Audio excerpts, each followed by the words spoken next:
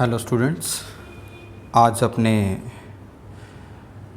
Next chapter में discuss करने जा रहे हैं प्रॉन में रिप्रोडक्शन। जब अपने रिप्रोडक्टिव सिस्टम को देखते हैं प्रॉन में, तो इसमें अपने देखते हैं कि पहली मॉन में हमेशा लैंगिक जनन ही पाया जाता है। एनिमल जो होते हैं वो पृथक लिंगी प्राणी होते हैं।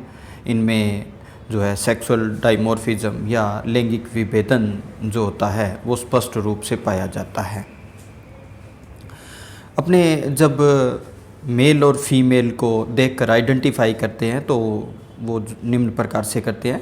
जैसे अपने देखें कि नर मादा की अपेक्षा बड़ा एनिमल होता है, लेकिन उनका जो उदर वाला जो थोरेसिक एरिया जो होता है, वक्षस्थल जो होता है, वो जो है नर का पतला होता है, जबकि फीमेल का जो है थोड़ा सा मोटा होता है। इससे यूँ देखने में यूँ लगता है जैसे मादा जो है थोड़ी बड़ी है, जबकि होता नर बड़ा है।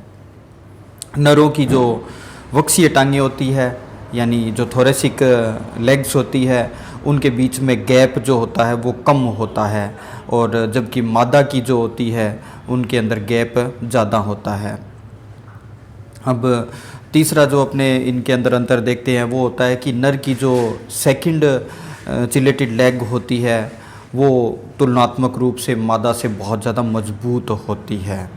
और अगर अपने देखें कि नर के जो दूसरे पेलियोपोड होते हैं उनमें जो है एक विशेष जो है एक प्रवर्ध पाया जाता है या आउटग्रोथ पाई जाती है, जिसको अपेंडिक्स मैस्क्यूलाइना कहते हैं। जब अपने अपेंडिसेस कर रहे थे तब पढ़ा था इसमें।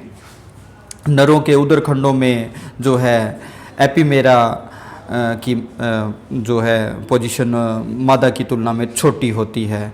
मादाओं में जनन छिद्र तीसरी जोड़ी टांगों के अंदर कोक्सा में होता है, जबकि नरों के अंदर जो है जनन छिद्र पांचवीं जोड़ी के कोक्सा में होता है। तो ये अपने जब कुछ अंतर जो है जब शुरू के अंदर अपने इंट्रोडक्शन कर रहे थे उस टाइम किया था। अब अपने सबसे पहले करते हैं जनन ऑर्गन या रिप्रोडक्टिव सिस्टम, और वो भी नर के अंदर जो है रिप्रोडक्टिव सिस्टम की जब बात करते हैं अपने, तो अपने देखते हैं कि एक डायग्राम दिखाता हूँ मैं आपको। उस डायग्राम में सबसे पहले अपने बात करते हैं कि नर और मादा के जो जनन अंगों की जब अपने स्टडी करते हैं तो देखते हैं कि बिल्कुल इनके जो रिप्रोडक्टिव सिस्टम होता है एक जैसा होता है। बस इसमें ओवरी की जगह जो है टेस्टिस पाया जाता है। बनावट में ज़्यादा अंतर नहीं होता। लेकिन अपने सबसे पहले डिस्कस करने जा रहे हैं अपने मेल रिप्रोडक्टिव सिस्टम को। मेल रिप्रोडक्टिव सिस्टम में जो है मुख्य रूप से अगर अपने देखें तो वृषण और शुक्रवाहिका और शुक्राशय जो है वो इसमें जो है जनन अंगों के रूप में जो है पाए जाते हैं। अब अपने देखें वृषण वो संख्या में 2 होते हैं और परस्पर जो है आपस में जुड़े हुए होते हैं। ये अगर अपने देखें इसके बीच के एरिए के अंदर, तो यहाँ पर जो है इसमें टेस्टिस आपस में जुड़े हुए, इनके बीच में जो है मीडियन गैप जो है पाया जाता है। वो इसमें अपने देखते हैं कार्डियोपाइलोरिक स्ट्रैंड जो होता है वो इसके बीच में से निकला हुआ होता है, और इससे निकले हुए जो है टेस्टिस के साथ इसमें जो है कुछ बाहर की तरफ एक नलिका निकलती है जो कि बहुत ज़्यादा कुंडलित हो जाती है। और ये कुंडलन जो होता है वो 5वीं जोड़ी जो लेग्स होती है उस खंड में 5वें सेगमेंट के अंदर होते हैं, दोनों तरफ होता है, और फिर एक नलिका के द्वारा जो है ये बाहर की तरफ खुल जाते हैं। 5वीं जोड़ी टांगों के जो बेस पार्ट होता है वहाँ पर फूल कर जो है एक बड़ी संरचना बन जाती है जिसको शुक्राशय कहते हैं अपने। और शुक्राशय जो होता है वो मुद्राकार एक जो है पूरे वैश्म के समान संरचना होती है। 5वीं जोड़ी के कोक्सा के आधार पर जो है जनन छिद्र के द्वारा ये बाहर की तरफ खुला हुआ होता है। यह नर जनन छिद्र जो है छोटे से अध्यावरणी ढक्कन के द्वारा जो है बंद रहता है और जो कि रिप्रोडक्शन के टाइम खुलता है। अगर अपने वृषण की टीएस को देखें तो वृषण की टीएस के अंदर अपने देखते हैं कि जब अपने इसका जो है इंटरनल जो है इसकी लेयर देखते हैं बाहर की तरफ, तो अपने को देखने को मिलता है कि इसमें जो है जर्मिनल एपिथेलियम लेयर होती है जिसके अंदर लगातार जो है विभाजन चलते रहते हैं, और समसूत्री विभाजन के परिणाम स्वरूप इसके अंदर जो है स्पर्मेटिड्स बनते हैं, और स्पर्मेटिड्स जो होते हैं वो आगे विभाजन के द्वारा गैमेटोजेनेसिस की प्रक्रिया के द्वारा जो है गैमीट की फॉर्मेशन करती है। और इन जो नलिकाओं या सेमिनिफेरस ट्यूब्यूल्स जो जर्मन इनकी ट्यूब्यूल्स या उनके बीच में जो संरचना होती है, उनके बीच बीच के अंदर जो है ब्लड लोक्यूली जो होती है वो पाई जाती है। और अगर अपने देखें कि प्रॉन के अंदर किस प्रकार का जो है एक स्पर्म बनता है, तो जब एक स्पर्म यानी मेल गैमीट जो है पूरा तैयार हो जाता है तो वो इसके अंदर एक आल्पिन के समान संरचना बनाता है, जिसकी टेल जो है बहुत छोटी होती है, ज़्यादा लंबी नहीं होती है। इसके अंदर न्यूक्लियस जो होता है वो अर्धचंद्राकार होता है, हेड जो होता है वो पूरा गोल जो है टोपीनुमा संरचना बनाता है। तो इस प्रकार इसके अंदर जो है स्पर्म बनते हैं। नेक्स्ट अपने जब डिस्कस करते हैं फीमेल रिप्रोडक्टिव सिस्टम की, तो फीमेल रिप्रोडक्टिव सिस्टम के अंदर भी कुछ ज़्यादा विशेष अलग नहीं होता। इसमें भी मेल रिप्रोडक्टिव सिस्टम की तरह ही बीच में जो है इसके मादा जनन ऑर्गन जो होता है, अंडाशय पाया जाता है, ओवरी और ओवरी डक्ट पाई जाती है।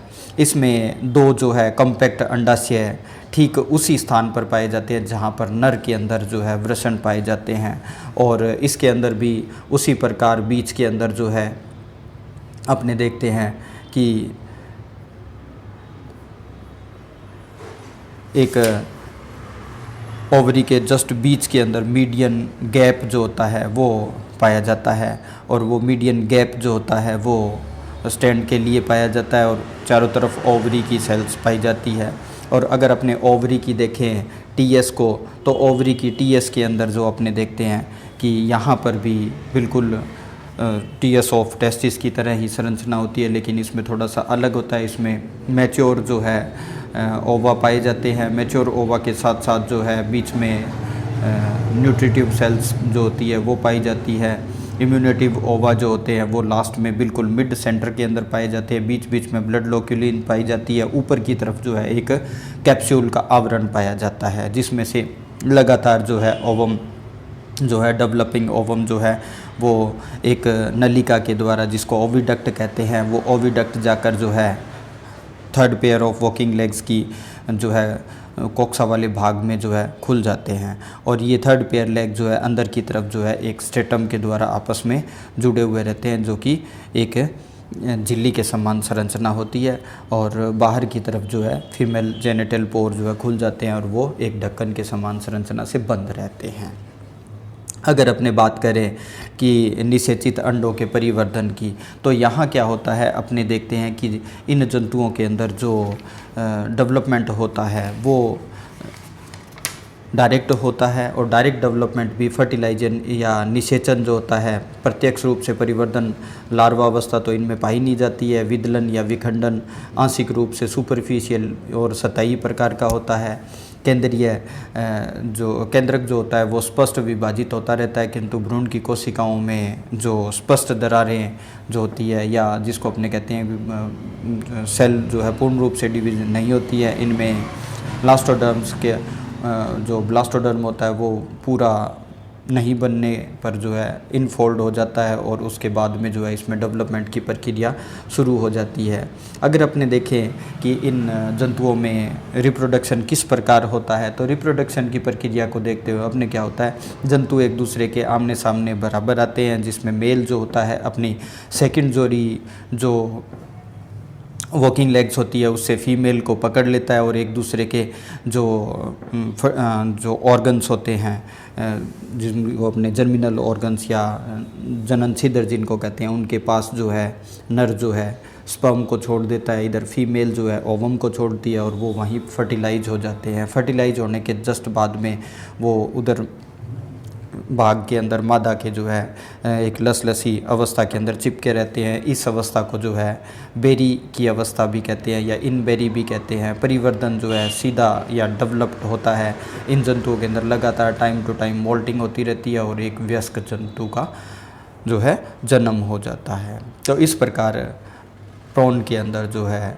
लगातार एक रिप्रोडक्टिव पीरियड के अंदर, जो कि रिप्रोडक्टिव पीरियड इनका होता है वो होता है अप्रैल मई और जून में जो है इनके अंदर रिप्रोडक्शन मोस्टली मलकम सोनाई में देखने को मिलता है। मई जून और जुलाई मास के अंदर जो है वो इनके अंदर खूब स्पीड में रिप्रोडक्शन होता है, और कभी कभार देखने को मिलता है कि मार्च अप्रैल के अंदर भी कई जंतु जो है रिप्रोडक्शन करते हैं।